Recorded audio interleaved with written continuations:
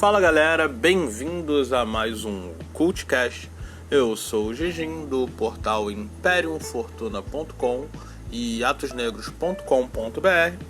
E essa semana a gente criou uma postagem baseado num programa que a Delirium participa toda segunda-feira. Para quem não sabe, a Delirium participa de uma live com meninas e convidados, né?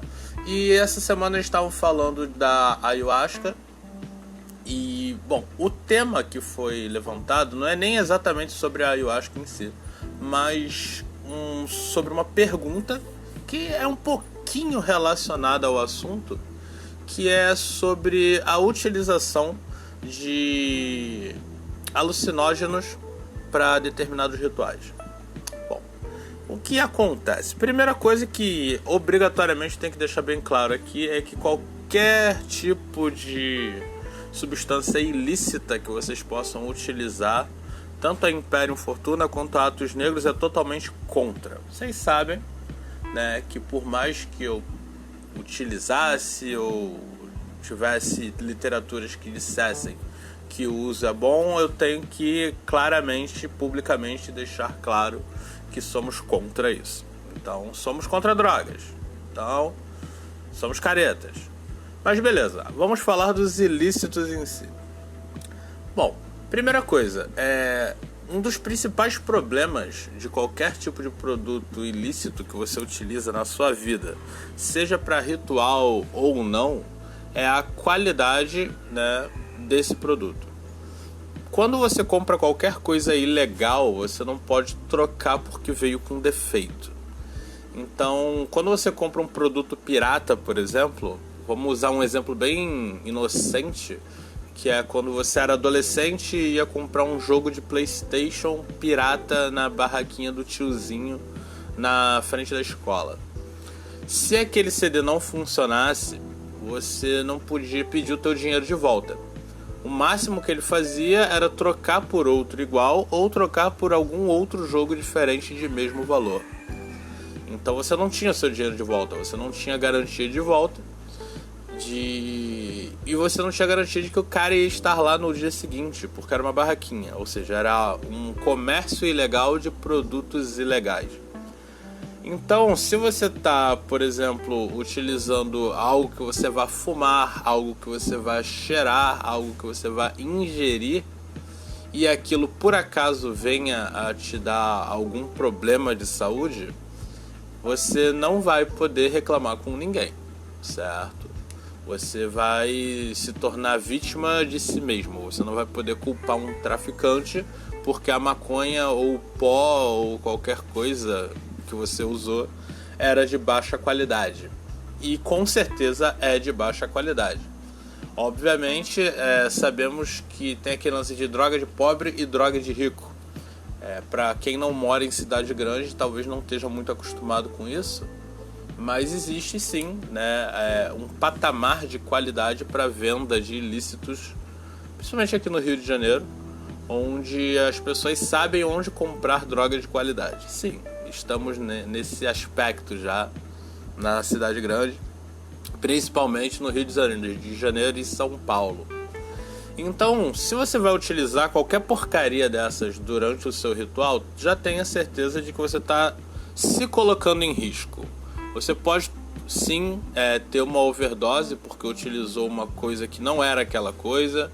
Você pode sim não sentir efeito nenhum porque o que você está usando não é nada daquilo que eles estão te vendendo, certo? Eu já vi gente fumar merda de vaca achando que era maconha, né? Então, cara, tipo, é zoado, é zoado. E é onde a gente entra na questão da utilização desse tipo de substância, sejam ervas, cipós, chás, etc., dentro das culturas às quais elas têm origem. Então, quando você pega, por exemplo, quando o cara estava falando, por exemplo, de ayahuasca, você pega um ritual indígena, né? Os índios usavam aquilo. O índio, ele sabe o que é aquilo, ele sabe onde tem aquele cipó, onde tem aquelas ervas que eles utilizam. Se não me engano, foi citado bastante rapé, foi utilizado o cipó, né? Então, e a erva, acho que é a erva de Santa Maria, se não me engano. Posso estar... Então, o que rola?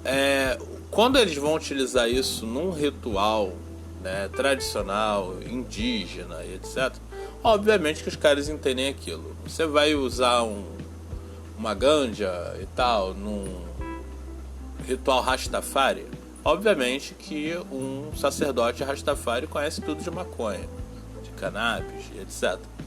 E assim vai com praticamente qualquer erva, né? Se você for na América do Norte, você vai ter a galera utilizando lá os seus cactos malucos para ter suas inspirações nas suas projeções astrais. E óbvio que um xamã, certo, norte-americano e tal, ele vai saber qual cacto ele vai utilizar, né? Então o que rola? Essa galera, eles sempre utilizaram esse tipo de substância nos rituais deles, mas era uma tradição. Quem tem vó ou bisavó no interior sabe como funciona a tradição. Eles têm no jardim deles as plantinhas para isso, plantinha para aquilo. Quando a garganta fica ruim, ele manda você mastigar isso. Quando o teu fígado fica ruim, ele manda tomar um chá daquilo. E eles entendem isso, é uma tradição oral que foi passada. Eles vão repassando. Alguns têm um livrinho, né, com o que serve para o que. Eles sabem o cheiro daquilo desde garoto, né? Eles vão na feira, eles sabem o que cada erva é.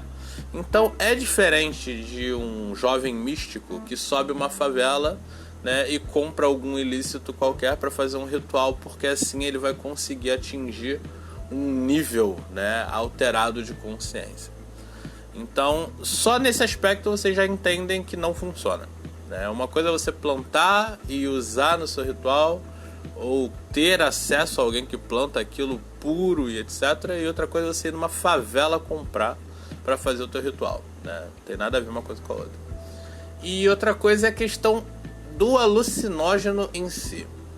Muita gente utiliza chá que é para acalmar, chá para relaxar, alguns tomam chá para ficar mais ativo, mas os alucinógenos em si, eu particularmente, deixo bem claro, eu e o meu grupo de estudo, meu grupo de prática, que já tem mais de 10 anos, a gente nunca levou fé em nenhuma, e quando eu digo nenhuma, é nenhuma prática que utilize alucinógeno.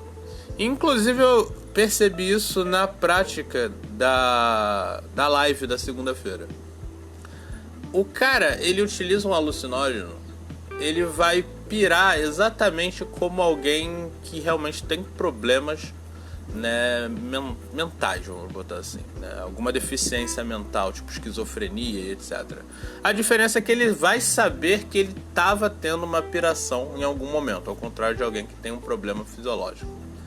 Mas ainda é uma piração, ainda é uma viagem da cabeça dele. E você não pode confiar num drogado, isso é fato, certo? Então o cara, ele até pode, tipo, eu vou, antes de utilizar, eu vou meditar, eu vou direcionar o meu pensamento pro que eu quero.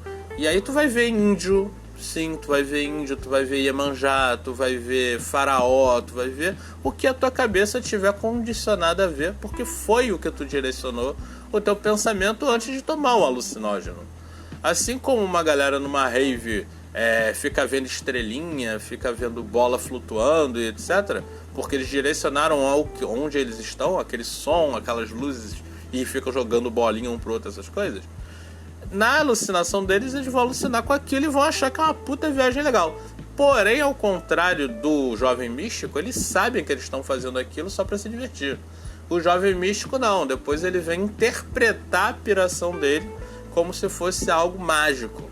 Só que na verdade é só uma viagem de droga. Não, droga porque foi liberado para uso religioso e tal, para práticas religiosas. Não vou citar os nomes porque eu sei que tem muita gente que é fã dessas coisas. Mas cara, o composto ativo dele ainda é o mesmo composto que é utilizado nas drogas sintéticas. Então, tipo, se você coloca sal em uma coisa, aquilo dali continua sendo salgado.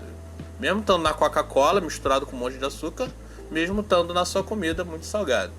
Ou seja, a gente já está num nível científico onde a gente sabe o que faz com que você sinta aquele efeito.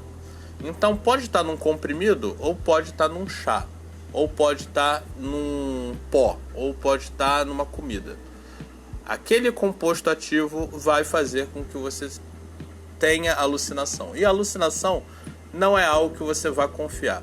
Você não confiaria numa pessoa alucinando dirigindo, você não confiaria numa pessoa alucinando fazendo uma cirurgia, você não confiaria numa pessoa alucinando nem cozinhando, cuidando de uma criança, cuidando de um cachorro, você não confiaria. Mas quando o assunto é ocultismo, é a sua alma, é a sua evolução espiritual, aí tu dana de acreditar. Então é por isso que o meu grupo em si não acredita. Obviamente, eu falando isso, eu estou irritando um monte de gente que utiliza, certo, de forma ritualística. Eu não estou dizendo que é errado, eu estou falando que eu não utilizaria. Mas se você tem uma opinião diferente, se você acredita que funciona assim e que é aceitável e como deve ser feito, deixa um comentário, gente. Agora a gente também tá, né, no YouTube, então tem bastante lugar para vocês comentarem. Comenta, gente, mas por favor, sejam educados, sacou? Normalmente quando a gente fala sobre esse tipo de coisa, a pessoa se sente hiper ofendida, entendeu? Porque acha que a gente tá chamando de Zé Droguinha. Eu tô falando do uso ritualístico e não do uso pra se divertir, pra farra. Então, os Zé Droguinhas já estão todos fora do contexto, certo? Então, o que rola? Vamos parar por aqui, porque a gente já bateu os nossos 10 minutos. Pra quem já conhece a gente, nós temos o nosso Apoia-se. Por favor, quem gosta do nosso material, quem quer pedir conteúdo, quem quer participar do grupo, a gente tem um Apoia-se, é trocado, vai de 2 a 20 reais para você ajudar o canal, para que a gente possa pagar as contas, para que a gente possa ter o nosso aplicativo, para que a gente possa investir em mais ferramentas para melhorar a qualidade do site, para ter mais postagem e etc. Começamos a postar os podcasts também no YouTube.